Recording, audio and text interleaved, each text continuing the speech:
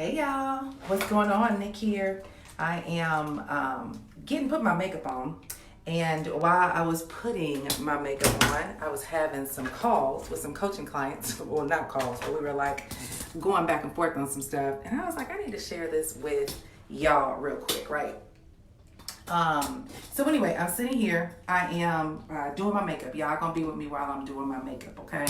Y'all be seeing people do this stuff. I usually don't do this. I used to do it. I used to be so good at hopping online and doing social media and stuff like that. But y'all gonna see me while I'm doing my makeup. Well, because I'm getting ready. I'm in Houston and I'm working with a client on a client project. So for those of you that don't know, I am a coach of coaches. I work with a lot of 6 and 7 figure earners behind the scenes, helping them build out their strategies for just leveling up and basically how to get out there to the world, right?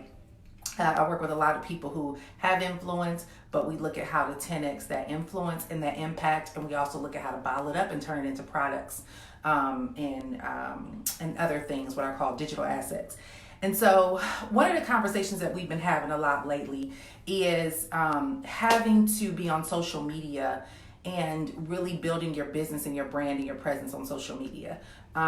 You guys follow me. You'll see that I hop on and I'm doing more videos and stuff like that. I used to be on all the time. Like, it's crazy what happens with age. But I remember everything I did in my 30s. I started in this game in my early 30s, I think, or my late 20s. And I always had a camera. That's when the flip camera was out. So I would always, everywhere I went, I had a flip cam. And I was the chick that always had a camera, right? To the point where it was just my life. It was a reality show. I was like, you need your own reality show. You got to be on. You got to make stuff happen. Blah, blah, blah, right? Just like how the kids are today. We didn't have Instagram back then. We didn't have TikTok. We didn't have all these different resources.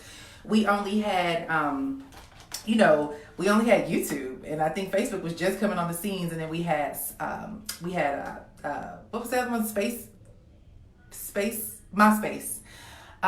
But here's the thing, over time, I just lost the zeal to get on. I lost the zeal for showing up. I lost the desire to be on. I lost the desire to, it kind of became superficial to me. I mean, because when you're trying to be on all the time, what happens is everybody in your environment is forced to be a part of it. It's almost like your own reality show. And so you'll find that the people around you will get aggravated about it because they just feel like it's consuming you. So it actually almost destroyed my marriage in ways. And, it was my kids grew to enjoy it. Then they started getting aggravated by it, right? They're like, Mom, you always got the camera on. Like, at least give us a warning or whatever. So here's the thing. Done without boundaries, it can actually become a violation, right? When you want to be on all the time. Done without boundaries can become a violation. It can become an inconvenience. And it can get to the point where you're feeling like, I gotta choose. You feel like you gotta pick or choose.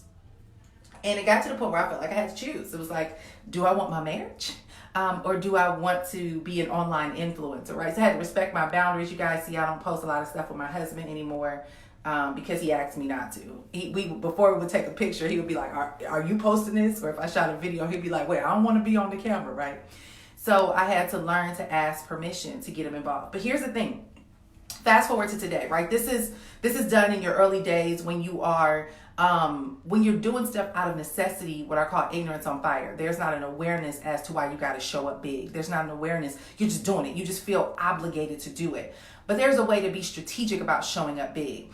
And I'm not just talking about social media. I'm talking about in life and business. I'm talking about, when you have, there's things that you're good at doing that impact and help other people, and you start not feeling like it, like you second guess yourself and you talk yourself out of it. I want to talk to you guys about that because I was just having a client conversation. A lot of my clients are already super successful, right? So it's kind of not a necessity to show up. It's optional, and they can just chill if they want to, or they can have a presence if they want to. But one of the things that I was explaining to them, I said, here's something that we have to understand about when you are gifted at something and people are eager to learn from you. One of the thing that I've learned is that this space, this gift that we have and the ability to share it with others, whether it is through social media, whether it is through, however we choose to share it, it's not about you. It's not about you. It is about the other people on the other side that are desperately waiting to get the information that you have, and they really need you to show up. Because a lot of times we don't realize somebody was somewhere praying for an encounter with you. Somebody was somewhere praying to learn more about something, and you showed up and said, hey, I know how to do that. I can help you, right?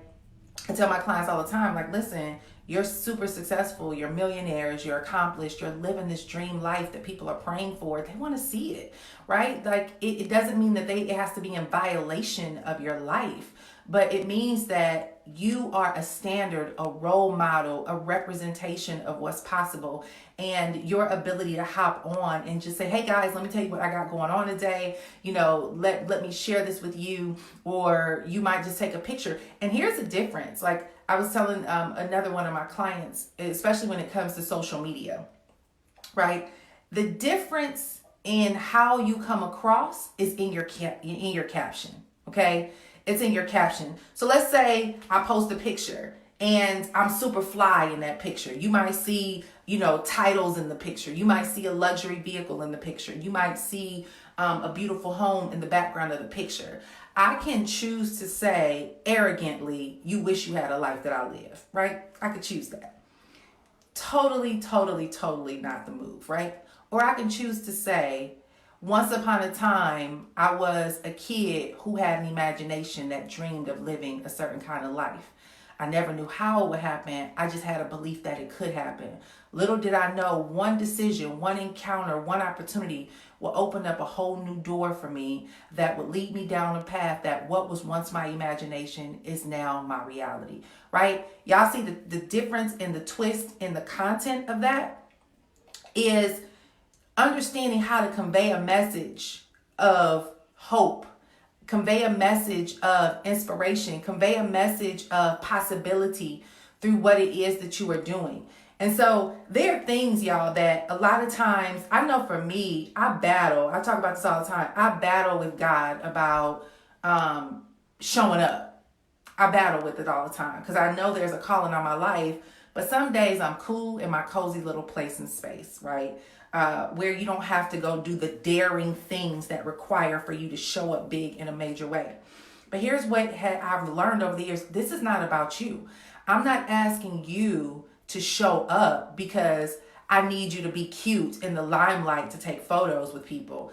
I'm asking you to show up because there's somebody right now who's on the brink of giving up, and they're asking for a glimmer of hope that something is possible.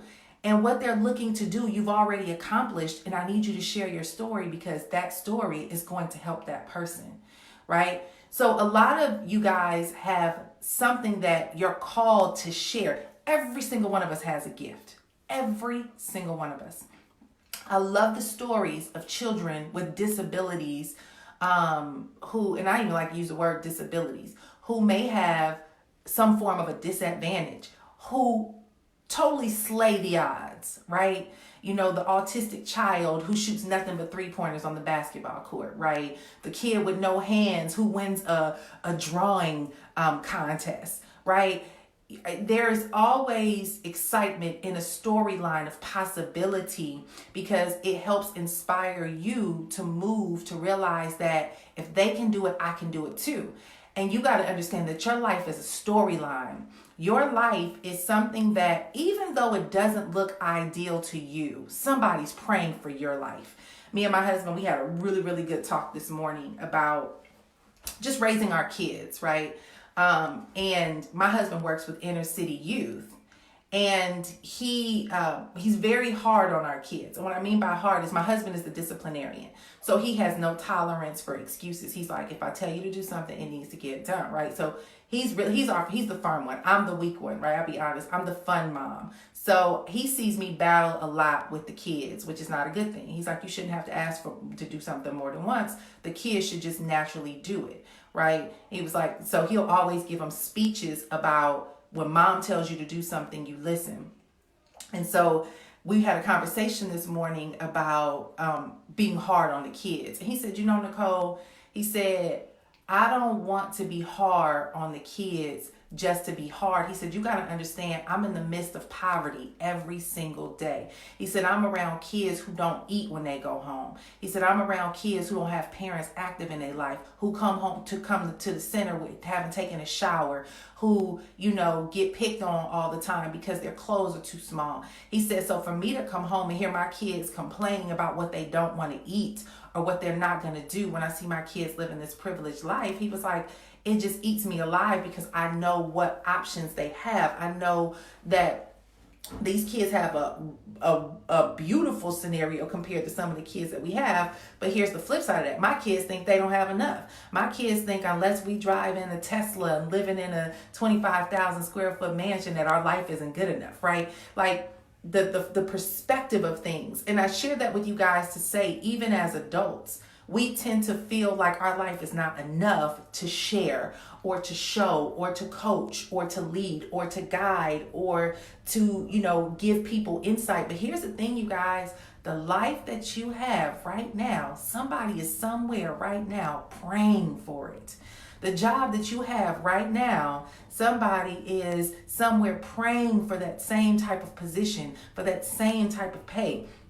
The house that you're in right now that's getting on your nerves, that you wish was bigger, you wish was better, you wish was modernized, you wish was such and such. Somebody's at home with their kids right now in a homeless shelter, just dreaming for the day that they can have a 3-bedroom, 2-bathroom home, or even a doggone 2-bedroom, 1-bathroom apartment, right? Like, we don't understand that where we are is an inspiration to someone else. And as much as we would love to be able to experience more in our life, and we would love to be able to recreate scenarios that looked a lot better in picture on social media, we don't understand that what you have, you once prayed for.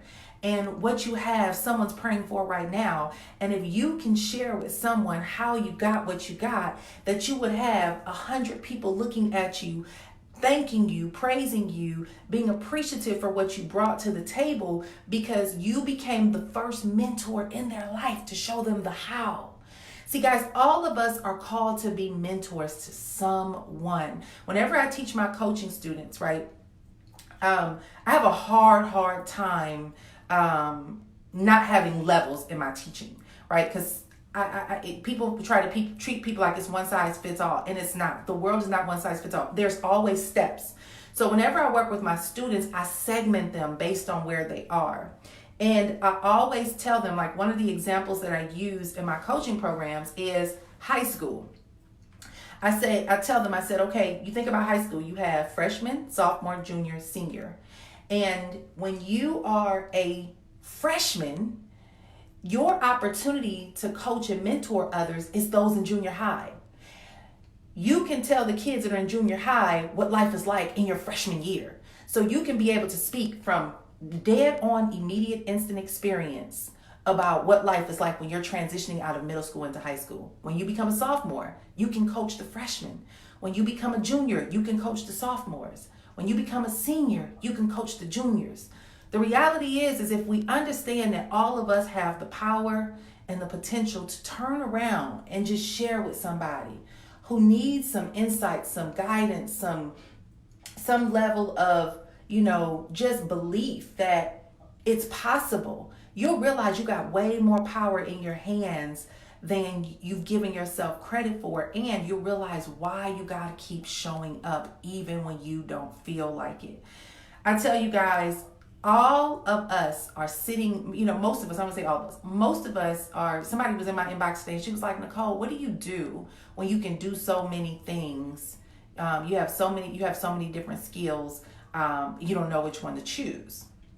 She was like, and here was the next part of that. She was like, there's so much that I want to do, but I don't have no money, right?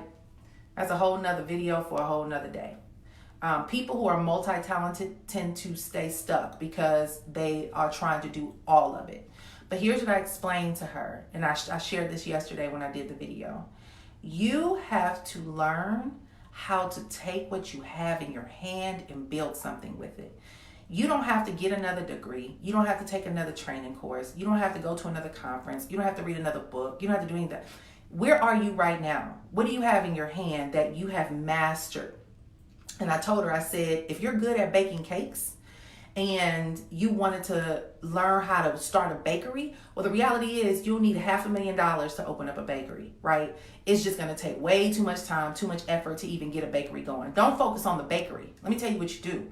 You go ahead and you bake you a couple of cakes. You go to a couple of locations where they sell food, but they don't sell sweets, but they would love to sell sweets, but they don't want to get in the sweets business, so they'd rather buy the sweets from you. I said, so you bake you some cakes, you take them cakes to those restaurants, you sell them to the restaurants wholesale, and you build demand to the point where they start wanting to do strategic partnerships with you. And next thing you know, the money you make from those strategic partnerships are going to give you what you need to that's going to force you to open the bakery. As a matter of fact, when you start doing that, you're going to end up finding people who love your cake so much that they're going to be like, listen, the kitchen is open in the mornings from 4 to 7. We're a lunch restaurant. We don't get started until whatever, right? They might not get started till 8. If you want to come in from 4 in the morning to 6 in the morning and bake your cakes, you can use our facility. Now you got an actual commercial kitchen you didn't have to pay for, you didn't have to sign a lease for, you didn't have to get equipment for, that you can actually go in there right now, start baking your cakes. You have a strategic partnership that, hey, in exchange for you coming here to bake your cakes, you can come bake 100 cakes every morning and go sell them and make your money. Just give me 10 of them in exchange for you coming to bake the cakes. Now you've built a strategic partnership. You've developed a relationship. You've positioned yourself where your business has an advantage. You now are in position now to start generating income and not have the overhead. You now have the clientele base that has proven that your model is in demand. These are the kind of things that we can do with what we have in our hand. And I'm gonna tell you guys, I saw somebody post this the other day, and she said, most of us haven't taken action on that idea or that vision that we have, not because we can't. It's because we're scared to start from scratch. We're scared for the small beginnings. We don't like the fact that it's ugly at the start. There's not anything to take a picture of on social media to say, oh, I'm balling, I'm making all this money, you should love my life, right? We get discouraged by the inability to profile our beginning.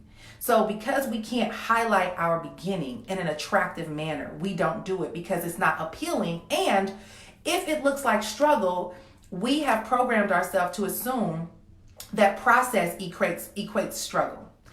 And this is the biggest deception that I see as an entrepreneur. This is the biggest deception that I see for people who are wanting to build things. And that's why I'm kind of on this anti-hustle mentality, because I feel like hustle is short term, but vision, when you operate from a level of hustle, it's very short term thinking, meaning I just need to pay my next bill. But when you operate from a level of vision, it's long term because you see the big picture. So the commitment, the connection to the commitment is longer. The connection to the commitment is an invested interest of the outcome. It is a no matter what mentality when you walk in vision versus short-term hustle. And so a lot of times people who are moving according to short-term hustle, you never ever get anywhere. Listen, I've been there. Y'all listen, I have done it all. And it is embarrassing as hell to know a lot, but your life never changes. And, and that was me because I chased the grind and the hustle of the quick cash flow. When you chase the hustle and the grind of the quick cash flow, it's like you're hitting a reset button every time you start a new hustle, every time you go to a new shiny object, right? And that's why I had to shut everything down. I was like, what the hell's wrong with my life? Like, why do I feel like I'm hitting the reset button every 6 to 12 months? Like you're always starting from scratch. Like all that hustle and grind you just did for the last 6 to 12 months, it went into the toilet. It did not build on anything to get you progressively further ahead than when you were a year ago. And listen, y'all, there are years where I got in the hustles that made me $500,000 in a year. But the crazy thing is you get into a hustle that make you $500,000, but guess what? It also gets you to starting to spend half of the $500,000. So now you done drop $250,000 to support the $500,000 hustle, right? And then the lifestyle comes with it. And then you think you balling for a minute because the money just flowing. So you start changing everything. You get a bigger house, you get a fancier car, your car notes get higher, you this, you that. Everything just starts progressively changing, right? Because in a hustle mentality, it's about instant, it's about now, it's about immediate. But when you operate in a place of vision, what happens is you get patient about the process. You understand that it's going to be some sacrificial seasons that, I'm not where I want to be. My life don't look like it needs to look. I would much rather love to be in this situation, but I'm willing to endure this stage of it because I see the end result. And so your mentality totally shifts when you work from a place of vision than when you work from a place of hustle. And so I don't negate the need to pay bills. I do believe that side hustles have their place. And I'm very big on finding opportunities to fund you, to sustain you, because you do have to support your lifestyle and pay your bills. But what I'm not with anymore is living your life with that as the forefront of every initiative you get involved in. That it's always led by some quick cash and some, short-term thinking and immediate need. At some point in time, I'm a believer in this. And this is what most people don't teach, and it's not sexy. But I'm a believer in cut your lifestyle back. Cut the cable off. Go from Verizon to Metro, PCS, or Cricket. Get rid of the high expensive car note and go drop 5 or 10, go buy you what Dave Ramsey called, go get you a beater or go reduce. I did that. I went from a $900 a month car note to a $300 a month car note. And let me tell you guys something, the exact same features that I didn't want to lose in my $900 car, I got way more than that in my $300 car. And it was only 1 year difference in the year of the car, right? I believe that you got to get to a point in time in your life where you figure out, why am I in this rat race? Why am I in this hustle? Why am I on this scavenger hunt of the mystery magical way for my life to be instantly improved? And how can I pull back? I tell people sometimes you have to learn how to slow down so that you can be able to speed up. And that means retreat and stop, get off the hamster wheel, get off the rat race wheel.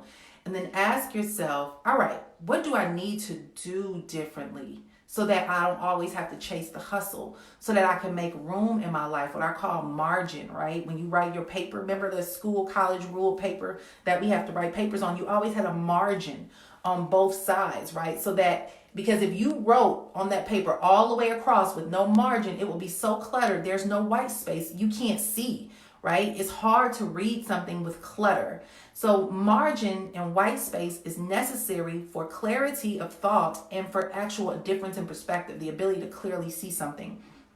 And the issue for most of us is we're on such a hamster wheel of survival, right? I gotta pay my bills, I got this coming, I got that coming, I need money, that your whole life is consumed with this hustle after this hustle after this hustle, that your brain does not have time to have white space to be able to get clarity of thought that, hey, if you just cut that $200 cable bill off, you can let go of one of those hustles. And if you stop, if you let go of this $700, $800 car note you have and just go ahead and downsize and get a $200 one just for the next 12 to 24 months, guess what? You don't have to work so hard. If you stop eating out every day, go ahead and turn on YouTube, learn how to do some meal prepping with your meals. You won't lose your money as fast because you're not spending $300, $400 a week on eating out, right? If you stop hanging out with your boys and every time you want to meet up with somebody, y'all going to the bar, dropping $20, $30, $40, $50, $60 on drinks, maybe you'll have some extra cash so that you can take your wife on a date night and save your marriage, right? It's understanding that you got to make margin in your life so that you can be able to have a level of clarity so that when it's time to make the necessary moves that you need to make to up-level your life, you have that margin. And me and my husband had that conversation this morning because I feel like sometimes I fail as a parent because I'm fussy when I don't get any margin in my life. Y'all know this as parents. It's like you're always on edge. Every minute the kids are around you, they're asking you for something, they're pulling on you, they need you, blah, blah, blah, blah, blah, blah, blah. So you don't get a chance to get a social life. You don't get a chance to do anything. Me and my husband haven't had a date night. I don't think we've had one in probably a year, right? And I told him, I said, babe, I was like, we got to take time off. I told him, I said, just yesterday, me coming to Houston, just yesterday, from the time that the nanny got the kids and them dropping me off at the airport, I felt stress leave my life just because I had a chance to be kid free and responsibility free for a couple of hours. I was like, I'm a brand new woman. I will be the nicest mom ever. Call me and FaceTime me and let's talk, right? But I had the margin. I said, it's crazy how just in this one day, not even one day, it was like 6 hours of being alone to myself without somebody saying mom or what am I going to cook for dinner or any of those responsibilities, how much happier I was. And so when my flight was delayed by 3 hours, I felt like I was skipping down the airport, like, oh, okay, it's no problem. Oh, the airport, we got to wait 3 hours for our flight, because I had margin in my life. I had an opportunity to make room, to give myself a mental, break, to be able to let my brain recalibrate, right? Recalibrate. And so I share that with you guys. I'm sharing a lot with you guys, but I really want to hit home for you guys is this. Listen, you are called to show up. What you have inside of you, that gift that is inside of you is so critical for you to share with the world, because somebody right now is praying for some level of guidance, and you might be the only person that they come across that's able to feed them what they need to get them to the next level. I don't think we realize that everybody doesn't live your life. I don't think we realize, here in Memphis, 40% of the kids go to bed hungry. 40%. So 4 out of 10 kids every night, when they leave school, there is no food. None, right? Where my kids across town talking about something, I don't want that. I don't want to eat that. I don't like that. I'd be pissed too. When I cook a good meal and my kids be like, I don't want that. I'm like, do you not understand? And so here's what I had to do. Because I can't tell my kids, y'all live a better life than like you guys don't understand how good of a life you have it. What I did was my church gets together every single week and they prep food for kids to have over the weekend. And I called the church and I'm like, when do y'all get together and when do you guys bag the food? And what schools do you go to? Can we serve? And I said, I'm going to sign up so that my kids can go and be the ones to pack the bags for those other babies. And then I'm going to take them into the communities where these kids live. I'm going to take them into the schools where these kids attend school. And I'm going to make them go stand and serve those same kids who are praying for a meal for the weekend, so that that exchange can happen, for them to understand that you are way far off ahead of the game than you realize. And we did it. And now my daughter, the first day, she was like, oh, my mom, this makes this light smile. She said, she's like, this just makes me so happy. So now when it comes to food, it's changing her perspective. Some of you guys need to get off your couches. You need to get off of social media. You need to go into some very rough parts of town where there's a lot of struggle. There's a lot of challenges. There's a lot of hardship, and go serve somewhere. Go serve at a battered women's shelter. Go serve at a homeless shelter. Go serve in a prison. Go serve in a juvenile detention facility. Go serve somewhere in an area that makes you uncomfortable, so that you can basically be reminded of how good you got it, of how many people never had the opportunities that you had. They never had the mentorship that you had. They never got the education that you got. They didn't have the parents like you had. They went through a hard system, maybe of foster care, never knowing their parents, being abused, dealing with all these different things. And now guess what? Most of those people now are, a lot of those people, they got to become adults. They got to learn how to navigate life without none of the equipment that you got. And they're out here trying to figure out how not to be a statistic, so that their life can look like what they see on TV, so that it can look like what they see on social media, and so that they can understand how to be able to do things differently, so that their life can now become a different story, because they choose to make different decisions now that they're old enough to do things differently. If you start going to invest and you start going to do that, you inconvenience your life for a few minutes, for a few hours, for a few days, a month, and you start going to places and spaces where you see how much more ahead of the game you are, it will inspire you to take more action. It will get you to realize that you are fully equipped with everything you need to do what you need to do, and that there's a world of people waiting on you to show up and be available as the gift that you are, with whatever it is that you do to serve. that they want to learn from you, and therefore they need you to show up. And so that can be in business, it can be in education, it can be in entertainment, it can be in missions work, it don't have to be a specific industry. It can be whatever is in alignment with who you are and what you do. Find a way to go somewhere and serve that gift. And as you're serving with that gift, watch how your mind and God begins to show you and reveal to you how necessary you are, how necessary your gifts are, and how critical it is for you to show all the way up for not you, but for those who need you to show up, because you were called and equipped to bring hope and transformation into the lives of other people that were praying for you. So I hope this helps y'all. I ain't getting none of my makeup on. I gotta go. I'm here with me and my client, got a lot to do. We got a full 4 days of grinding. I don't want to say grinding. Well, grinding. We got work to do. We got a lot of stuff to do. And yeah, I just felt the need to share that, because I know for me, I have to always encourage myself. Nicole, you slipping, like time is flying. Let's go. What you doing? So hopefully this is encouraging to you guys. If you found this video helpful, please go ahead and share it. Guys, I will be launching the Life Purpose School, where we will be talking a lot more about this. I need help, y'all. Like, for real. Like, honestly, I'm gonna tell y'all where I need help. And maybe some of you, and I have a team, and I tell my team this all the time. But I'm in a season of my life where I just want to work in my gift. I don't want to try to figure all the unnecessary out. I don't want to have to go learn nothing new that I don't need to learn, that's not in my wheelhouse. I don't want to have to, spend the next 6 months trying to get a certified training for this and that and the other. I'm ready to get to work and do what I need to do. So one of the things that I'm doing with the Life Purpose School, unfortunately, right, in the world that we're in, you have tech. And so I told my team, I'm like, I need y'all to take this off my lap.